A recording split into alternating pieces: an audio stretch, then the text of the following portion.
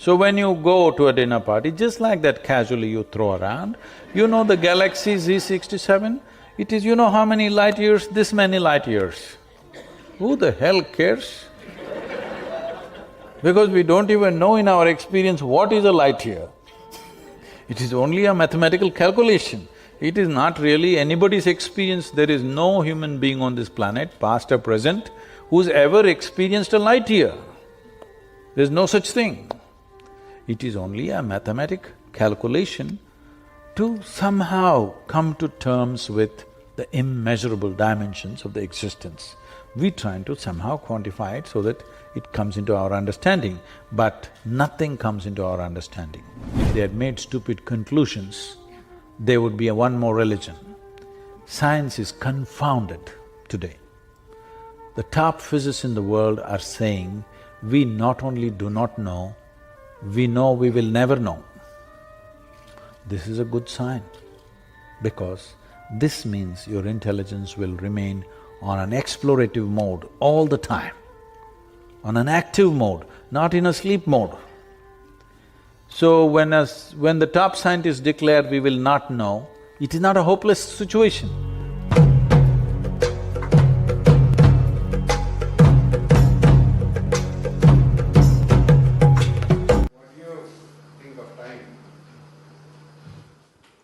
See, from where to where we're jumping. Time is again I won't say. Yes, definitely. Otherwise, how do I tell you what time to come for dinner? If we all become timeless, how to invite you for dinner, tell me? We are all slaves to it. We don't have to be slaves to it. It's a device that we used for our convenience. See, if we don't divide this day into 24 hours, would you know when to come here for dinner? It's a convenience. Where is the question of enslavement? I come when I'm hungry, even if it's here. So you may come when you're hungry, but there may be no dinner when you come. You may not feel hungry till 1 o'clock in the morning. That doesn't mean it's the dinner time here. You get See. bound by Hmm. when time is… See, any convenience that we create for yourself, time or money or a car or a technology that we created for our convenience, out of our unawareness, we get enslaved to it. There is nothing wrong with the device that we created. There's nothing wrong with the car, there's nothing wrong with the money, there's nothing wrong with the time. You got enslaved to it out of your unawareness. That's the problem, isn't it?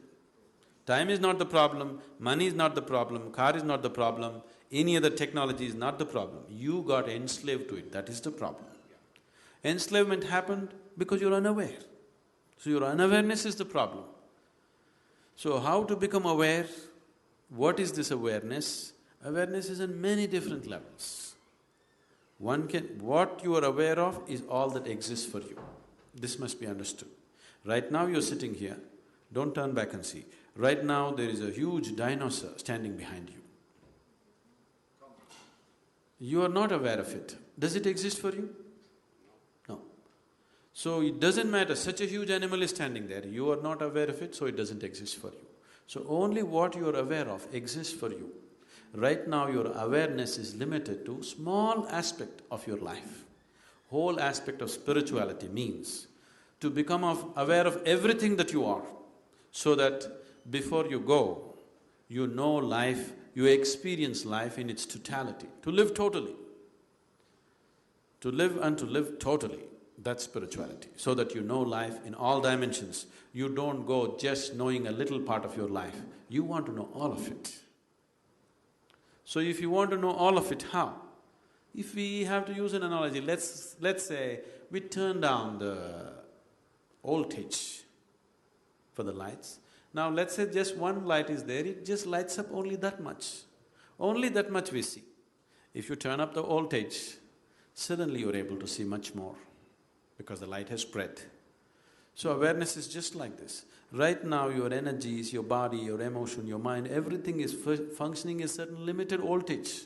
You crank up the voltage, suddenly you start seeing so many things which are not in your experience till that moment. So in a way, To put it very simply, to put it technically, you need to turn up your voltage. The voltage, the life voltage within you. Today she was saying, she doesn't want to sleep because she wants to live. If you don't want to sleep, I don't want to sleep will not take away sleep. You turn up your voltage, suddenly, no sleep. You can turn up your voltage simply with your enthusiasm, but that will not take you all the way. There are other kinds of technologies to turn up your voltage in a certain way, where all the time you're high. See, within myself right now, I'm absolutely drunk. Not with alcohol, okay? I never touched it. I'm totally drunk within myself. Am I balanced enough and logical enough to handle any situation? Yes? So all the time I'm fully drunk on one level, another level I'm perfectly sane. If I want to flip, any moment I'll flip. If you are like this, inside you're fully charged, outside you're controlled. This is what is needed in your life if you want to experience life in its totality. You tried to exercise control over your life and you started putting this control over your very process of life. So life is happening like a trickle. Life within you should happen like a huge explosion, but outside it is fully controlled. You will see initially when you go into your face like this, even the outside tends to happen like an explosion for some time. But within a limited period of time, you will gather control over it. Outside is controlled, inside is an explosion. That's how it should be, every moment of your life. Within you, life should be an absolute explosion. Outside of you, it is properly controlled. When it's like this, you will get to use your physical body, your mind, your emotion, everything that you have to its fullest extent. Things that you never thought you were capable of, suddenly you start doing simply because your voltage is full. How our spiritual practice can help us manage time, information and energy you talked about earlier? It definitely helps you to manage energy, isn't it? Definitely it does.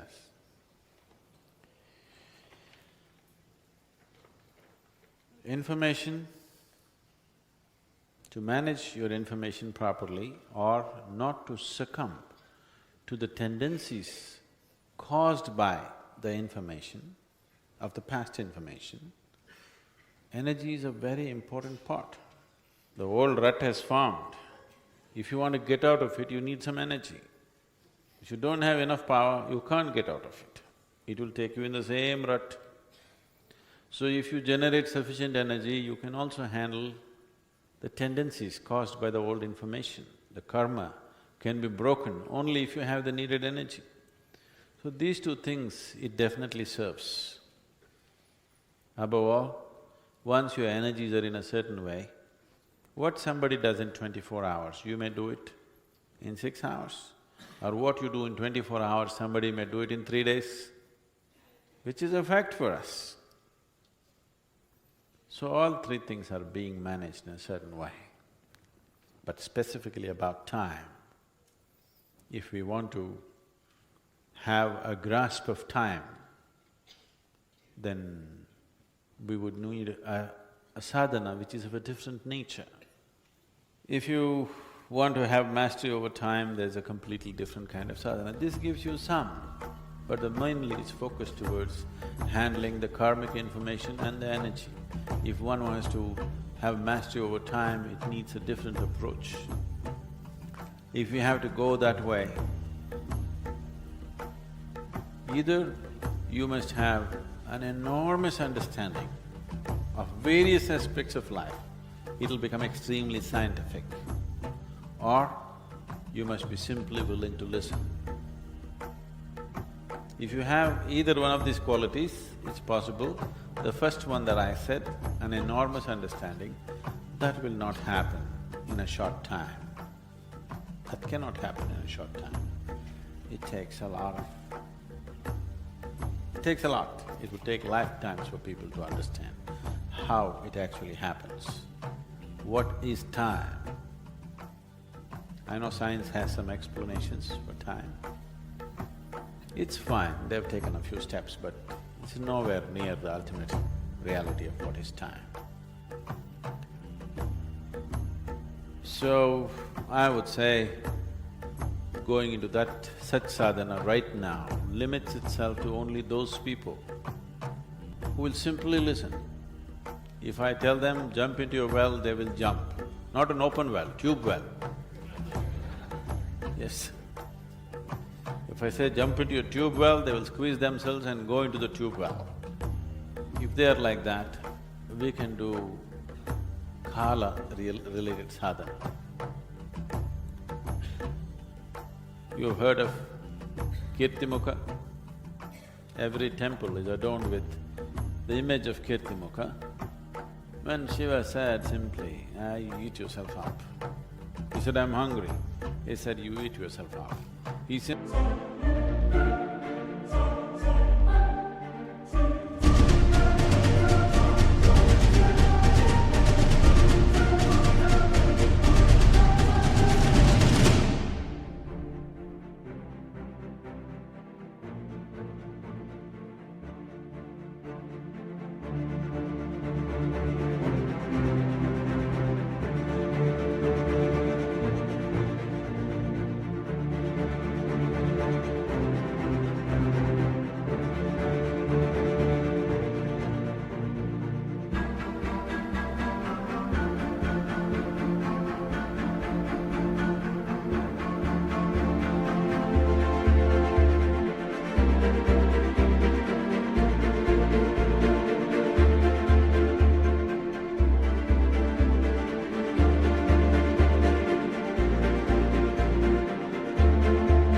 simply ate himself up.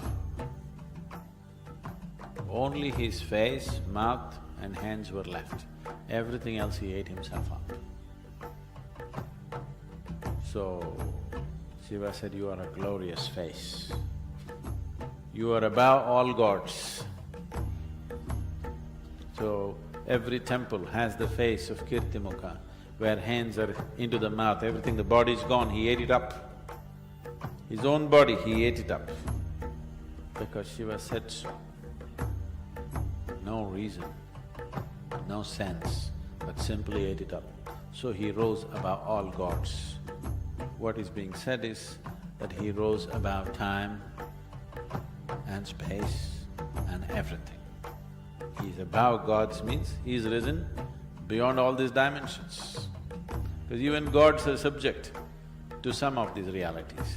He is above all that. Question is touching back to the point which you brought up about the belief. Can you tell a little bit more about what's the difference between belief and faith? You're trying to gather more information. As much as I can in 1 hour. That is the biggest problem. You can gather as much as you want. If you gather a lot, you'll become fat. But you will not feel enhanced. The only thing that every life is seeking is to enhance itself to its fullest possible level. Whether you take a worm or an insect or a bird or a tree, all of them want to become full-fledged life. Only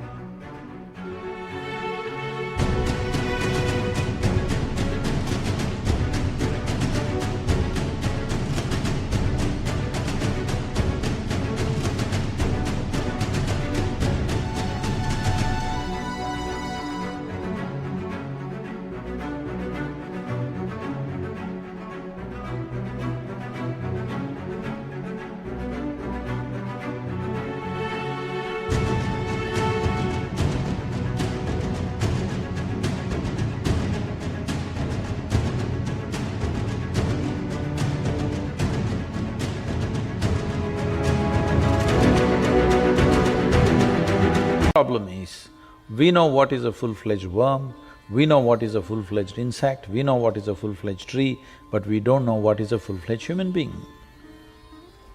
Now you think by acquiring more and more, I don't know what information you gathered, But by acquiring more and more, you will not become more. It has not happened, isn't it? People thought by acquiring money, by acquiring wealth, by acquiring knowledge, they will become more. They have not become more. They're still hankering for the same things. So, by acquiring more information, you will not become enhanced. It is just that if you approach information sensibly, you will become more hungry. If you approach information as a way of projecting yourself as better than somebody else, then you will think you have attained to something. This is what happens by acquiring information. Only in comparison it's valuable. If you have certain level of information, you need somebody around you who doesn't know it for you to be looking smart. Yes. Today it's become a fashion. Before they go to a dinner party, they will Google out that galaxy Z67, how many million light years is it? So when you go to a dinner party, just like that casually you throw around, you know the galaxy Z67, it is you know how many light years? This many light years. Who the hell cares? Because we don't even know in our experience what is a light year. It is only a mathematical calculation. It is not really anybody's experience. There is no human being on this planet, past or present, who's ever experienced a light year. There's no such thing. It is only a mathematic calculation to somehow come to terms with the immeasurable dimensions of the existence. We're trying to somehow quantify it so that it comes into our understanding, but nothing comes into our understanding. As science explores more and more, it is only getting more confounded. The only reason why science is surviving is because it's throwing out useful technologies on the side. If that was not there, science is far more confused in 100 years of exploration than it ever was before. But that's a good sign. If they had made stupid conclusions, there would be one more religion. Science is confounded today. The top physicists in the world are saying, we not only do not know, we know we will never know. This is a good sign, because this means your intelligence will remain on an explorative mode all the time, on an active mode, not in a sleep mode. So when the top scientists declare we will not know, it is not a hopeless situation, it is a great situation that people have come to this, that they understand if you go through physical means, it doesn't matter how much you explore, it'll go on endlessly. How much information you have, you will not get any better, you will get only more burdened by this. Things will happen on the side, technologies will come, iPhone will become 7, 8, 12, all right? But still, the way you talk to people is not going to change. What you say will not change. Your relationships will not change. Technology can go through the ceiling, but nothing of you will be enhanced. So, more information is not going to help. All I want you to take, the takeaway for you, because you want to take away something. The takeaway for you is, if you truly, genuinely, it's not simply a thought, allow this to sink into you in the next few days, that if you pay attention to anything,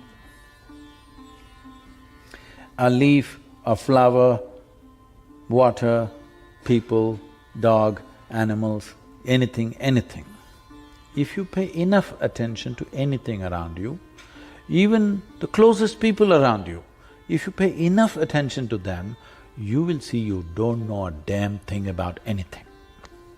On the surface, you seem to know everything, but if you pay sufficient attention, you don't know a thing about anything. Knowledge is a very limited sphere of life. Ignorance is boundless. Enjoy that.